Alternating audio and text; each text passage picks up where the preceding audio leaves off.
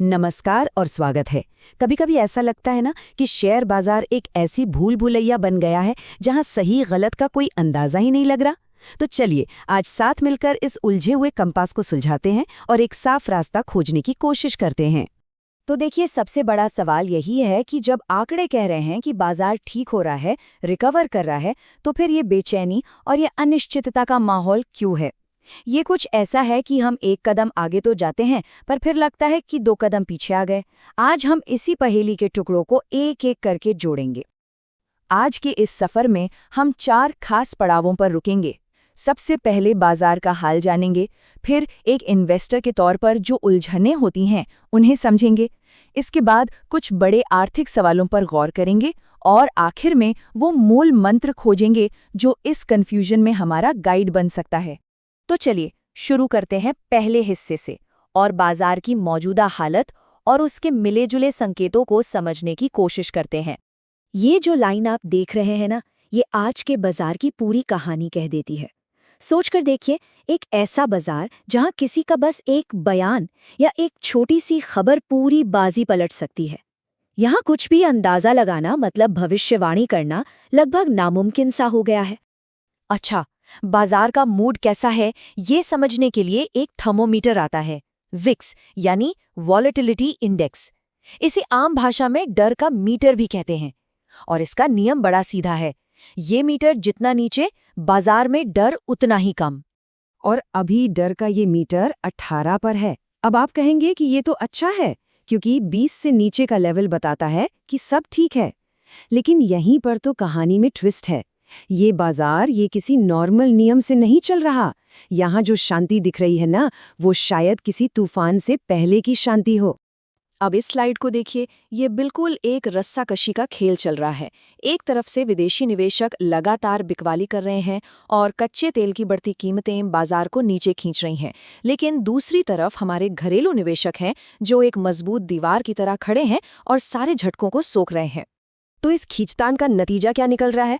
नतीजा ये है कि बाजार एक जगह आकर जैसे थम सा गया है, जिसे एक्सपर्ट्स कंसोलिडेशन मोड कहते हैं। मतलब ये एक ऐसी गाड़ी की तरह है जो स्टार्ट तो है पर चल नहीं रही, क्योंकि वो अपने असली फ्यूल का इंतजार कर रही है, और वो फ्यूल है कंपनियों की असली कमाई, उनके नतीजे। चलिए अब जरा बड़े बाजार की तस्वीर से हटकर एक व्यक्तिगत निवेशक की दुनिया में आते हैं। इस माहौल में अपने पोर्टफोलियो को कैसे संभालना है? ये वो सवाल है जो शायद हर निवेशक के मन में आता है कि भाई एक शेयर गिर गया है तो क्या उसमें और पैसा लगाकर अपनी खरीद की कीमत कम कर लें या फिर उसे भूलकर किसी नए स्टॉक में पैसा लगाएं। इसका जवाब एक सिंपल 3 स्टेप की जांच में छिपा है। पहला कदम, क्या कंपनी की कमाई बढ़ रही है?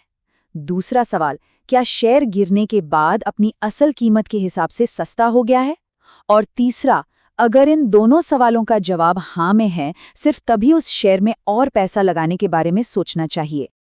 और इस बात को बिल्कुल गांठ बांध लीजिए, किसी शेयर की गिरती हुई कीमत को डिस्काउंट सेल मत समझिए। ये मौका तभी बनता है जब कंपनी की कमाई लगातार बढ़ रही हो और वो वाकई में सस्ती हो गई हो। याद रखिए, हर गिरती हुई चीज सोना नहीं होती। अच्छा, एक और बड़ी बहस चलती है निवेशकों के बीच कि इस बाजार में बड़ी कंपनियों यानी लार्ज कैप में पैसा लगाना बेहतर है या छोटी कंपनियों यानी स्मॉल कैप में। लेकिन जानते हैं, असली खेल कैप का है ही नहीं। मतलब ये बड़ी कंपनी या छोटी कंपनी की लड़ाई नहीं है। सोचिए, अगर एक छोटी कंपनी कुछ कमा ही नहीं रही तो उसके सस्ते होने का क्या फायदा? ध्यान कंपनी के साइज पर नहीं, उसकी कमाई और उसकी मजबूती पर होना चाहिए। अब चलिए रोज की खबरों और बाजार के उतार चढ़ाव से थोड़ा परे हटते हैं और कुछ बड़े आर्थिक और सामाजिक बदलावों पर नजर डालते हैं। जरा इस बयान के गहरे मतलब को समझिए। ये भविष्य की एक ऐसी झलक है जहां कंपनियां शायद ये कह रही हैं, आप अपनी वर्क लाइफ बैलेंस की चिंता कीजिए, हम अपना काम एआई जैसे किसी और से करवा लेंगे। ये एक बहुत बड़ा बदलाव है जो हमारे काम करने के तरीके को हमेशा के लिए बदल सकता है। अब इकोनॉमी की एक और बड़ी पहेली को समझते हैं, इन्फ्लेशन बनाम डिफ्लेशन। इन्फ्लेशन मतलब महंगाई, जहां चीजों के दाम बढ़ते हैं, और डिफ्लेशन मतलब मंदी, जहां चीजों के दाम घटने लगते हैं। और यहीं पर अर्थशास्त्र का एक सुनहरा नियम आता है। हाँ, महंगाई बुरी चीज है, हम सब जानते हैं, लेकिन यकीन मानिए गिरती कीमतें यानी डिफ्लेशन उससे भी ज्यादा खतरनाक हो सकता है। अब आप सोचेंगे क्यों? क्योंकि जब चीजें लगातार सस्ती होने लगती हैं, तो इसका मतलब है कि लोग खरीदारी टाल रहे हैं और ये पूरी अर्थव्यवस्था के इंजन को ही बंद कर सकता है। तो चलिए अब इन सभी बातों को समेटते हैं और उस एक मुख्य निवेश मंत्र की ओर बढ़ते हैं, जो इस पूरे कन्फ्यूजन में रास्ता खोजने में हमारी मदद करेगा। तो आखिर करना क्या है इस पूरे शोर और कंफ्यूजन के बीच? जवाब है अपना फोकस बदलने का। जैसा कि आप इस स्लाइड में देख सकते हैं, हमें अपना ध्यान शोर से हटाकर असली संकेतों पर लगाना होगा। रोज की कीमतों के उतार चढ़ाव पर नहीं, बल्कि कंपनी की बढ़ती कमाई पर। कंपनी कितनी बड़ी या छोटी है इस पर नहीं, बल्कि वो असल में कितनी मजबूत और सही कीमत पर है इस पर।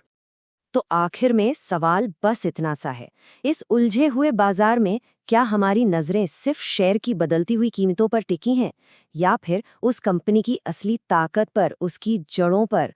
और यकीन मानिए, इसी सवाल का जवाब किसी भी निवेशक की यात्रा की दिशा तय करेगा।